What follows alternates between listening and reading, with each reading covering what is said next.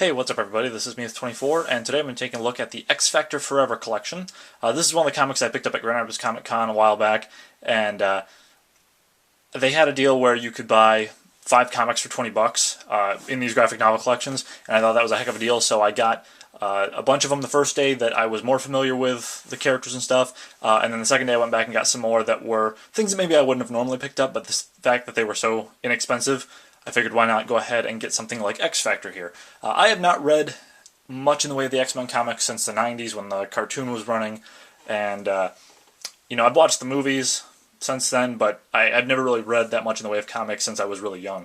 So it was interesting for me to kind of jump back into this. I really like the team that they have here for X Factor, and I also really like the fact that it covers some X-Men villains that I'm not as familiar with. One of them in greater detail than the other. Anything that I read X-Men before was basically either the Trask Sentinels or the Brotherhood of Mutants. Those were the two main antagonistic forces that I was always familiar with in the X-Men cartoon and the comics.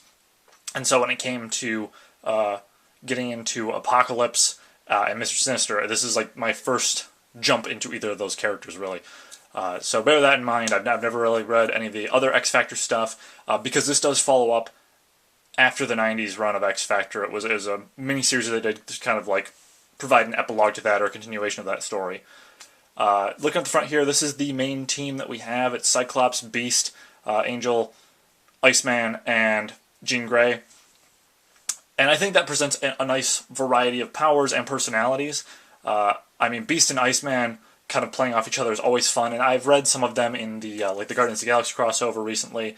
I think they're just handled really well as characters, and they've always been some of my more personal favorite of the X-Men. I mean, Gambit's probably my very favorite, and Jubilee's up there too, but they're both very, very fun characters, the way they're written, their powers and all that. Cyclops is not one of my favorites personally, but I don't mind the way that he's handled here. He's a little bit more reserved, a little bit more tactical, and I kind of like that. He's not as loudmouthy as he is in a lot of the other comics. In fact, Jean's a little bit more outspoken than he is in this, but not where she's annoying or anything. It's just that she kind of jumps into the fray more frequently than he does, and more boisterously a little bit. And part of that's because of their kid in this, and that plays a big part of the role in the story as it unfolds. Take a look at the spine here. We just have the X Factor Forever logo, and then we have Apocalypse and the X-Men there on the back. The art style of this is pretty cool because it's more angular designs for the characters, a little bit thicker outlines, but it's sort of a hybrid between what's sort of the norm for Marvel Comics today with the style that was the norm back in the 90s, especially when you're looking at like sort of these action sound effects and swoosh marks there, as well as sort of the color palettes and the environments and the tech that we're looking at here, and the fact that Apocalypse is the main antagonist of the story. I wouldn't say he's really the main villain, because once it becomes apparent what his real intentions are, he's maybe a little bit extreme, but he's not exactly a bad guy per se in this story. But he is a little bit extreme, and obviously he's going to clash with the X-Men for that reason.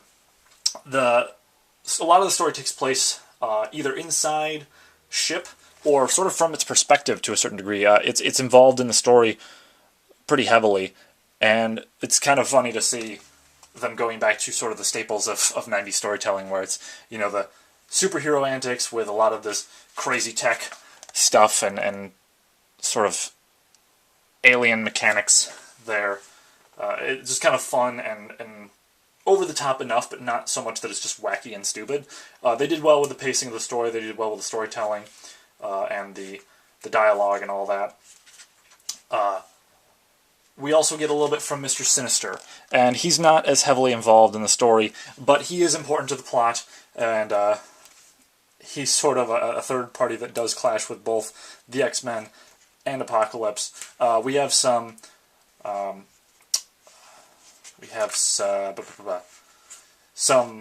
inclusion of more cosmic Marvel stuff, like the Celestials there, and so it's kind of this cool meeting point of all these staples of what 90s Marvel Comics and the X-Men stuff was all about, as well as some of the 80s stuff. We also have, in the back here, Apocalypse's Journal, which was the original run of that, just reprinted in the back here, as well as the last few volumes of the original 90s X-Factor comic line.